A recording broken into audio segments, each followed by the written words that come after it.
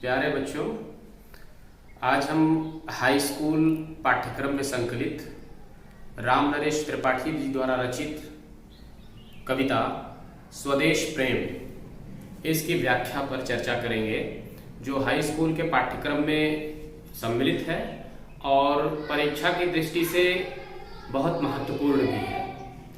तो आइए हम शुरू करते हैं राम नरेश त्रिपाठी की रचना।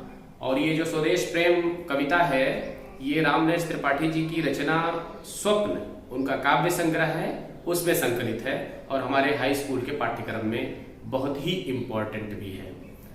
राम नरेश त्रिपाठी स्वच्छंदतावादी कवि माने जाते हैं और उन्होंने देश प्रेम के ऊपर बहुत सारी कविताएं लिखी हैं। उनकी ये जो स्वदेश प्रेम कविता है, ये काफी महत्वपूर्ण है और आइए अब हम इसकी व्याख्या पर चर्चा करते हैं।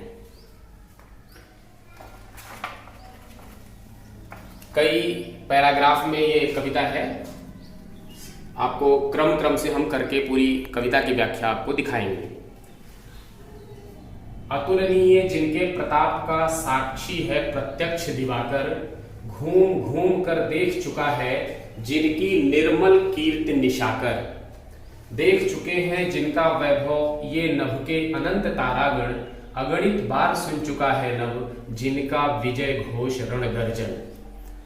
इसमें कुछ कठिन शब्दों के आप अर्थ समझ लें। अतुलनीय अर्थात जिसकी तुलना न की जा सके, साक्षी माने गवाह होता है, प्रत्यक्षदर्शी होता है, दिवाकर सूर्य को कहते हैं, निर्मल माने पवित्र होता है, कीर्ति माने यश होता है और निशाकर मतलब चंद्रमा होता है। वैभव ऐश्वर्य को कहते हैं, समृद्धि को कह सकते हैं। नभ माने आकाश होता है, तारागण माने तारों का समूह होता है। अगणित मतलब अनगिनत, नभ माने आकाश, रण गर्जन, रण माने युद्ध होता है, युद्ध की गर्जना का घोष, घोष माने उसकी आवाज, और विजय आप जानते हैं जीत को कहते हैं। अतुलनीय जिनके प्रताप का साक्षी है प्रत्यक्ष दिवाकर। राम नरेश त्रिपाठी जी इस चार पंक्तियों में जो हमारे देश के पूर्वज हैं, वीर तपस्वी जो हैं, उनके यश को यहां पर खूब वर्णित किया है, उनके यशोगान को यहां पर दिखाया है और हमारे देश की महानता और उन पूर्वजों की वीरता, उनके यश को यहां पर खूब अच्छे से वर्णित किया गया है। राम नरेश त्रिपाठी कहते हैं कि अतुलनीय जिनके प्रताप का साक्षी है प्रत्यक्ष दिवाकर, अर्थात ये जो दिवाकर है, ये जो सूर्य है, ये हमारे उन पूर्वजों का, उन वीरों के प्रताप का, उनकी वीरता का जो अतुलनीय है, जिसकी तुलना नहीं की जा सकती है, उनका ये प्रत्यक्ष दर्शी है, अर्थात उनकी गवाही दे रहा है। ये सूर्य उनकी गवाही दे रहा है। घूम घूम कर देख चुका है जिनकी निर्मल कीर्ति निशाकर, और ये जो निशाकर है अर्थात चंद्रमा है, उनकी पवित्र कीर्ति को, उनकी प्रसिद्धि को, उनके यश को इस संसार में घूम घूम करके उनको देख चुका है, उनको अनुभव कर चुका है, अर्थात उनको, उनकी पवित्र कीर्ति को चंद्रमा और सूर्य दोनों प्रत्यक्ष रूप से गवाही दे रहे हैं कि उनकी वीरता, उनका प्रताप किस प्रकार इस संसार में फैला हुआ था। देख चुके हैं जिनका वैभव ये नभ के अनंत तारागण, ये आकाश के जो अनंत असंख्य तारे हैं, तारों का जो समूह है, वो देख चुके हैं जिनका वैभव, अर्थात हमारे उन पूर्वजों का, उन वीरों का, उन तपस्वियों का वैभव, उनका, उनकी समृद्धि, उनके ऐश्वर्य को ये भी प्रत्यक्ष रूप में देख चुके हैं। अगणित बार सुन चुका है नभ, और ये जो आकाश है वो एक दो बार नहीं बल्कि अगणित बार, अनगिनत बार सुन चुके हैं। क्या सुन चुके हैं? जिनका विजय घोष रण गर्जन, उनके युद्ध की गर्जना में जो उनका विजय घोष था, विजय की जो आवाज थी, उसको बार बार सुन चुके हैं। आगे जो चार पंक्तियां हैं, इनमें भी हमारे उन्हीं पूर्वजों का यशोगान किया गया है और हमारे देश की महानता का, हमारे इस अलौकिक देश की महानता का यहां पर वर्णन किया गया है। उसकी महानता को बताते हुए राम नरेश त्रिपाठी जी कहते हैं कि शोभित है सर्वोच्च मुकुट से जिनके दिव्य देश का मस्तक, अर्थात हमारे जो पूर्वज थे, जो वीर तपस्वी थे, वो जितने महान थे, जिनके प्रताप का वर्णन अभी आप 4 पंक्तियों में सुन चुके हैं, उनका देश भी वैसे ही महान है। उस देश की महानता आप देखें, रामनरेश त्रिपाठी कहते हैं कि शोभित है सर्वोच्च मुकुट से जिनके दिव्य देश का मस्तक। अर्थात ये जो हमारा भारत है, इसका जो मुकुट है, अर्थात हिमालय पर्वत की यहां पर बात की जा रही है, अर्थात हिमालय पर्वत जो दुनिया में सबसे ऊंचा है, उससे सुशोभित है। अर्थात ये जो हमारे देश का माथा है, मस्तक है, वो दुनिया के सर्वोच्च मुकुट से सुशोभित है, अर्थात हिमालय पर्वत जिसकी शोभा को बढ़ा रहा है। गूंज रही हैं सकल दिशाएं जिनके जय गीतों से अब तक। और ये जो सकल दिशाएं हैं, समस्त दिशाएं हैं, अर्थात 10 दिशाएं आप कह सकते हैं, पूर्व पश्चिम उत्तर दक्षिण, और फिर चारों को फिर अगर आधे आधे में बांट दिया जाए तो फिर 8 दिशाएं और एक ऊपर एक नीचे, 10 दिशाएं, अर्थात समस्त दिशाओं में। कहने का तात्पर्य है कि संसार के सभी दिशाओं में गूंज रही है जिनके जय गीतों से अब तक, यानी समस्त दिशाएं, यह संसार उनके विजय के गीतों से आज भी झंकृत हो रहा है, आज भी उनके विजय के गीत गूंज रहे हैं। जिनकी महिमा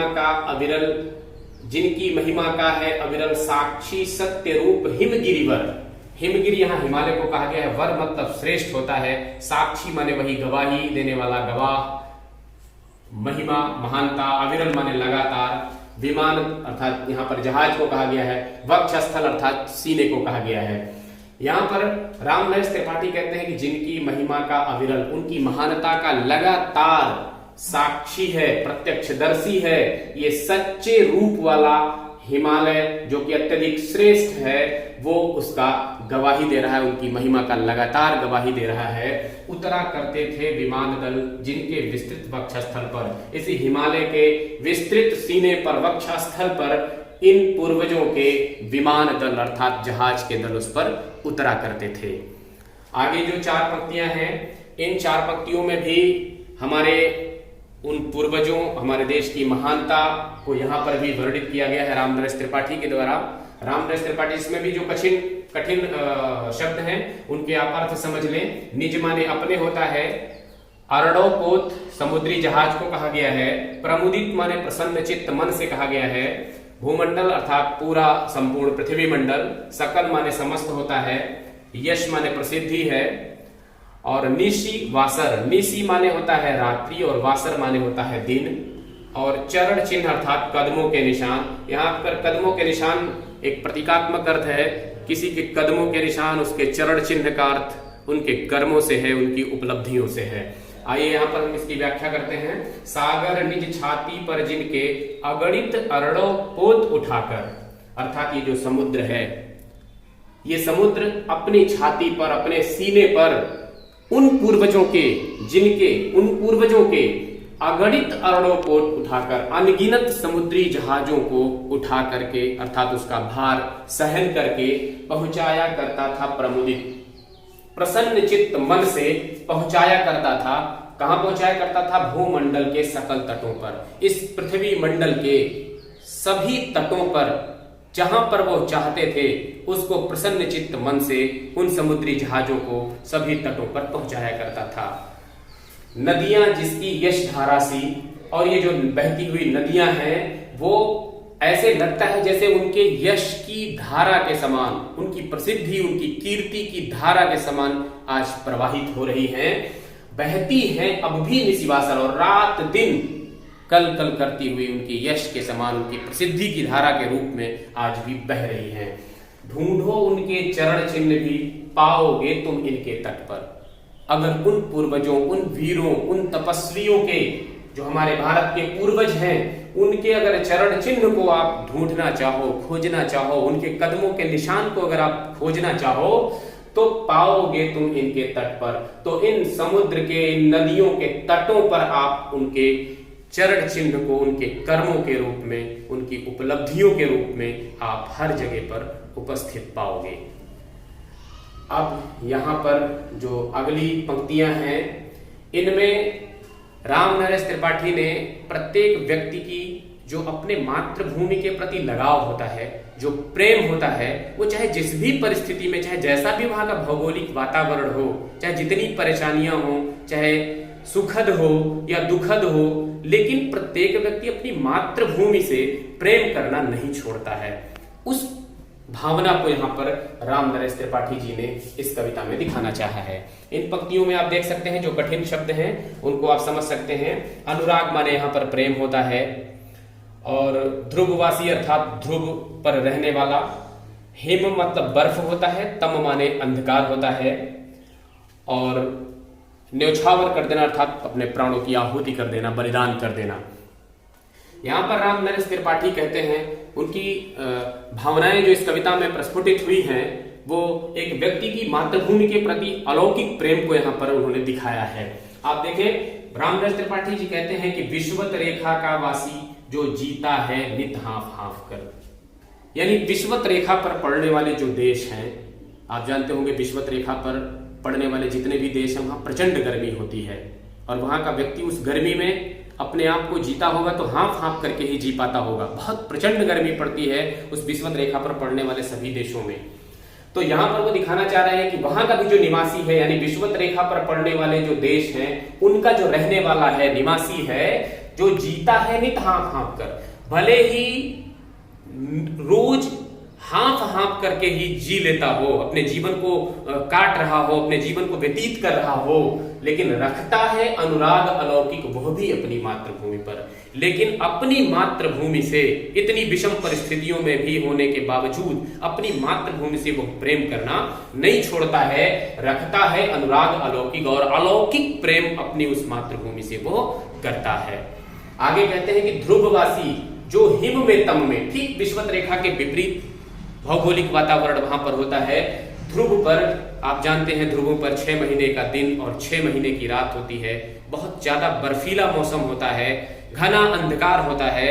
उस ठंडक के मौसम में और उस घने अंधकार के मौसम में रहना कितना विपरीत होगा, वहां पर कितनी कड़कड़ाती ठंड पड़ती होगी, लेकिन वहां का भी जो रहने वाला निवासी है उसकी अपनी मातृभूमि पर जो प्रेम है उसको दिखाते हुए राम नरेश त्रिपाठी कहते हैं कि ध्रुववासी जो हिम में तम में जी लेता है कांप कांप कर, यानी ध्रुवों पर जो रहने वाले निवासी हैं, जो व्यक्ति हैं, वो हिम में तम में अर्थात बर्फ में और अंधकार में, ऐसे मौसम में, ऐसी ऋतु में वो रह करके जी लेता है कांप कांप कर, कपकपाती हुई ठंडक में भी अपने आप को वहां पर रख करके जीवन व्यतीत करता है।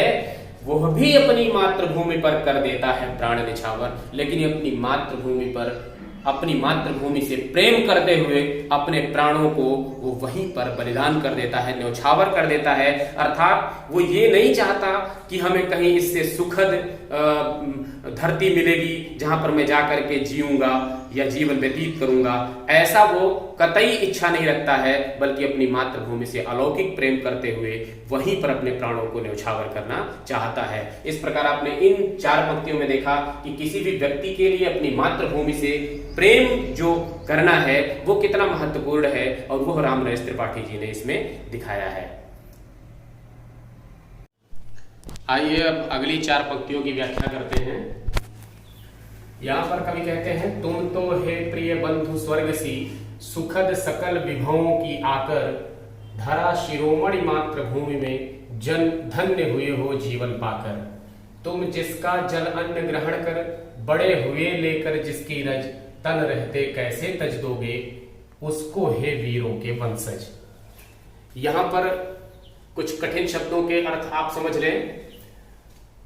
स्वर्ग सी अर्थात स्वर्ग के समान, सुखद मतलब सुख देने वाली, सकल माने समस्त, विभवों अर्थात ऐश्वर्य, समृद्धि, संपन्नता, आकर माने होता है खान अर्थात विभवों की आकर अर्थात समृद्धि की खान, सुख संपन्नता की खान, धरा शिरोमणि अर्थात पृथ्वी पर सबसे अच्छी,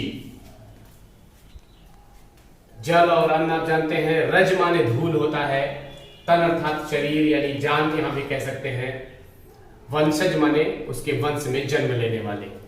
यहां पर कवि यह स्पष्ट करना चाहते हैं कि तुम तो हे प्रिय बंधु स्वर्गसी। यहां पर हमारे भारत के युवाओं को, भारत के लोगों को संबोधित करते हुए उन्हें अपनी मातृभूमि की महत्ता को समझाते हुए उससे प्रेम करने के लिए प्रेरित कर रहे हैं। कह रहे हैं कि तुम तो हे प्रिय बंधु स्वर्ग सी।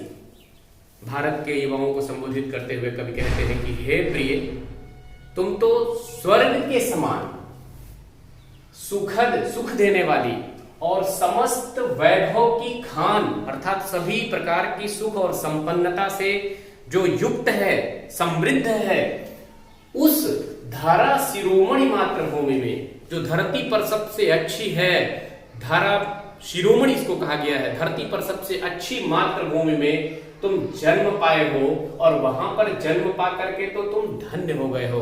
अर्थात भारत की मातृभूमि पृथ्वी पर शिरोमणि कही जाती है, धारा शिरोमणि कही जाती है, और वहां पर हे प्रिय बंधु, तुम तो जन्म लेकर के धन्य हो गए हो। आगे कहते हैं कि तुम जिसका जल अन्न ग्रहण कर बड़े हुए, जिसकी लेकर रज तन रहते कैसे तज दोगे उसको हे वीरों के वंशज। कह रहे हैं कि तुम जिसका जल अन्न ग्रहण कर, अर्थात जिस मातृभूमि में तुम जन्म पाए हो, उस धरती के जल और अन्न को ग्रहण करके और उसकी धूल में खेल करके जो तुम बड़े हुए हो, तन रहते कैसे तज दोगे, अपना जीवन रहते हुए, अर्थात अपने शरीर में एक भी सांस रहते हुए उसे कैसे तज दोगे, अर्थात उससे प्रेम करना, उस मातृभूमि से, उस देश से प्रेम करना कैसे छोड़ दोगे, उसको हे वीरों के वंशज, हे वीरों के वंश में पैदा होने वाले भारतीय युवा प्यारे भाइयों, संबोधित करते हुए कवि कहते हैं कि उसको हे वीरों के वंशज, अपनी सांसों को रहते हुए कैसे उससे प्रेम करना छोड़ दोगे। आगे 4 पंक्तियों में कवि कहना चाहते हैं कि जब तक साथ एक भी दम हो अवशिष्ट एक भी धड़कन, रखो आत्म गौरव से ऊंची पलकें, ऊंचा सिर ऊंचा मन, एक बूंद भी रक्त शेष हो जब तक मन में हे शत्रुंजय, दीन वचन मुख से ना उचारो, मानो नहीं मृत्यु का भी भय। अब यहाँ पर कुछ कठिन शब्दों के अर्थ आप देख लें। अवशिष्ट माने होता है शेष, आत्म गौरव माने आत्म अभिमान, आत्म सम्मान, रक्त माने आप जानते हैं खून होता है, शत्रुंजय, शत्रुंजय अर्थात शत्रुओं को जीतने वाले, शत्रुओं पर विजय करने वाले, दीन वचन अर्थात दीनता भरे हुए वचन, उचारो मतलब अर्थात व्यक्त करो, ना मतलब नहीं होता है, और भय माने डर होता है।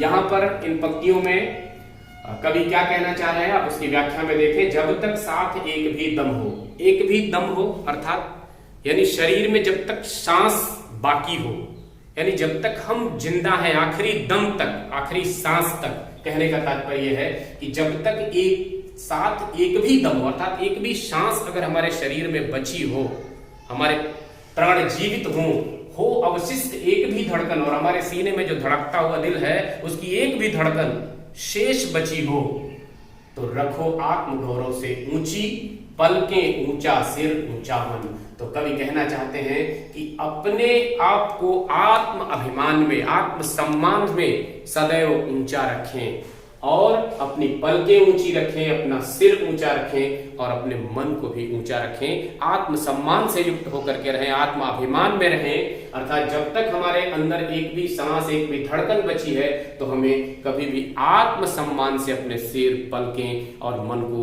सदैव ऊंचा रखना चाहिए। यहाँ आगे कहते हैं कभी एक बूंद भी रक्त शेष हो जब तक मन में हे शत्रुंजय।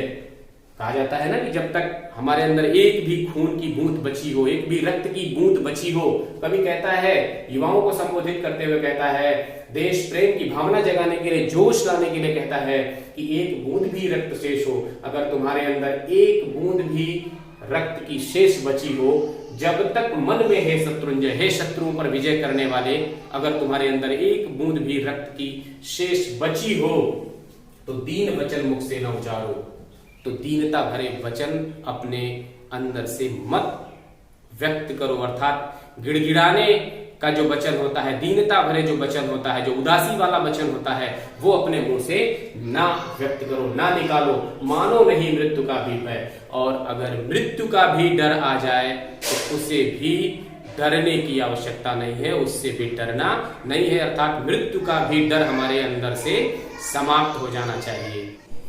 आइए अब अगली पंक्ति की व्याख्या करते हैं। अगली कुछ जो पंक्तियां ऊंची हुई हैं उनकी व्याख्या करते हैं।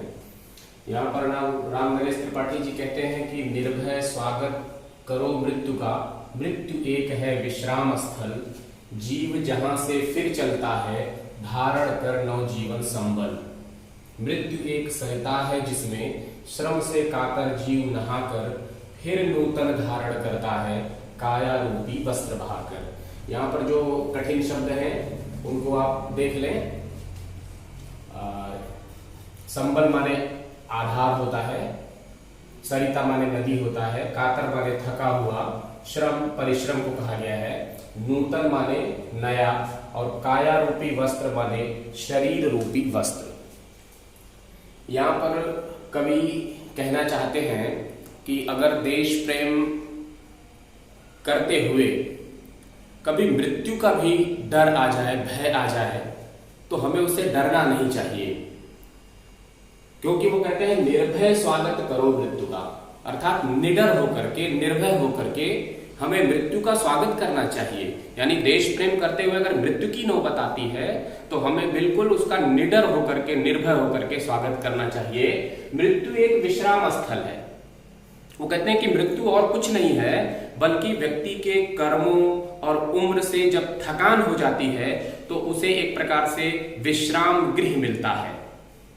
हमारे यहाँ गीता में कहा गया है कि वासांस जीर्णानि यथा विहाय नवानि गृह्णाति नरो अप्राणि तथा शरीराणि विहाय जीर्णा निन्यानि संयाति नवानि देहि। ठीक उसी के अर्थ में आप यहाँ देखें कि जैसे एक व्यक्ति, गीता में जो अभी अपने श्लोक हमने बताया, उस श्लोक का अर्थ यह है कि जब कोई व्यक्ति अपना फटा पुराना कपड़ा हो जाता है तो उस फटे पुराने कपड़े को वो छोड़ करके दूसरा नया वस्त्र ग्रहण कर लेता है।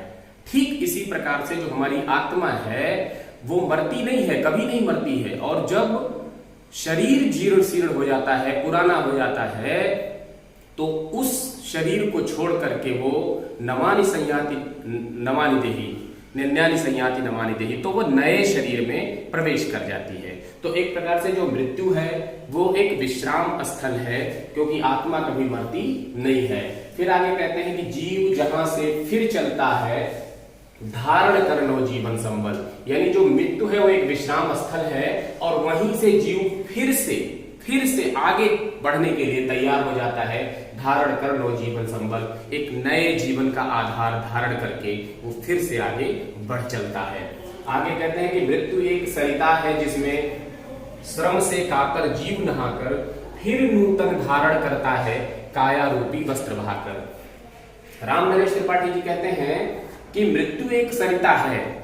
मृत्यु को एक प्रकार की नदी बता रहे हैं, सरिता बता रहे हैं, जिसमें श्रम से कातर जीव नहाकर, जिसमें जब व्यक्ति थकान में हो जाता है तो वो श्रम से कातर होकर के नहाना चाहता है, थक करके जब नहाने चला जाता है तो वहां पर फिर नूतन धारण करता है, काया रूपी वस्त्र बहाकर, और फिर उस सरिता में स्नान करके थकान दूर करके फिर से नया नूतन धारण करता है, नया रूप धारण करता है, काया रूपी वस्त्र बहाकर। अपने उस शरीर रूपी वस्त्र को बहा करके उसी नदी में फेंक देता है और नया काया रूपी वस्त्र धारण कर लेता है।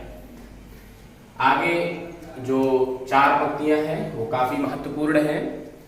यहाँ पर राम नरेश त्रिपाठी जी कहते हैं, सच्चा प्रेम वही है जिसकी तृप्ति आत्म बलि पर हो निर्भर, त्याग बिना निष्प्राण प्रेम है, करो प्रेम पर प्राण निछावर, देश प्रेम वह पुण्य क्षेत्र है, अमल असीम त्याग से विलसित, आत्मा के विकास से जिसमें मनुष्यता होती है विकसित। यहाँ पर कवि कहते हैं कि सच्चा प्रेम वही है, यानी सच्चा प्रेम वह है जिसकी तृप्ति, जिसकी संतुष्टि आत्म बलि पर, आत्म बलि अर्थात आत्म उत्सर्ग, आत्म बलिदान, यानी जो सच्चा प्रेम है, सच्चा देश प्रेम है, उसकी जो संतुष्टि होती है, उसकी जो तृप्ति होती है वो आत्म बलिदान पर ही निर्भर करती है, अर्थात आत्म उत्सर्ग पर निर्भर करती है। व्यक्ति को अगर आत्म उत्सर्ग करने की भी नौबत आए तो उसे आत्म उत्सर्ग कर देना चाहिए देश के लिए।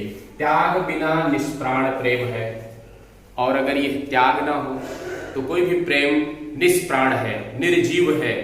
यानी देश प्रेम में अगर त्याग की भावना नहीं है तो वह प्रेम निष्प्राण हो जाता है, बिना प्राण का हो जाता है। करो प्रेम पर प्राण निछावर। यहाँ युवाओं को संबोधित करते हुए रामनरेश त्रिपाठी कहते हैं कि प्रेम पर अपने प्राणों को भी न्यौछावर कर देना चाहिए। यहाँ देश प्रेम की बात हो रही है, अगर देश प्रेम पर प्राणों को न्यौछावर करने की बात आए तो उसे भी हमें कर देना चाहिए। कहते हैं देश प्रेम वह पुण्य क्षेत्र है, पुण्य क्षेत्र अर्थात पवित्र क्षेत्र।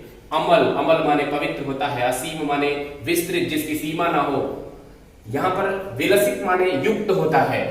रामनरेश त्रिपाठी यहाँ कहते हैं देश प्रेम वह पुण्य क्षेत्र है, अमल असीम त्याग से विलसित। यानी देश प्रेम वह पवित्र भूमि है, वह पवित्र क्षेत्र है जो पवित्र अर्थात स्वच्छ और विस्तार, असीम माने विस्तार, विस्तार त्याग से ही पाती है, यानी त्याग से तब युक्त होती है।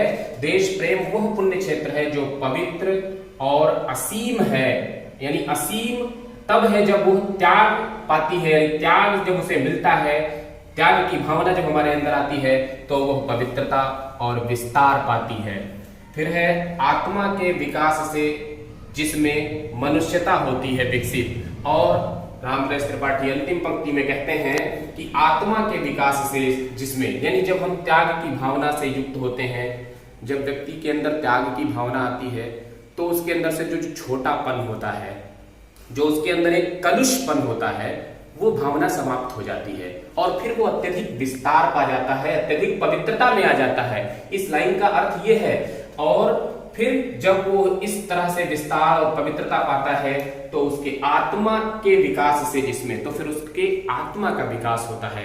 और जब व्यक्ति के आत्मा का विकास हो जाता है तो उसके अंदर मनुष्यता होती है विकसित, मानवता की भावना का विकास होता है, इंसानियत की भावना पनपने लगती है। और यह सब हमारे अंदर उसी त्याग भावना से आती है। और जब हमारे अंदर इंसानियत की भावना पनपती है तो त्याग निश्चित रूप से प्रतिफलित होता है, प्रस्फुटित होता है। तो इन पंक्तियों में देश प्रेम की बहुत ही अच्छी एक भावना रामनरेश त्रिपाठी ने यहाँ पर व्यक्त किया है।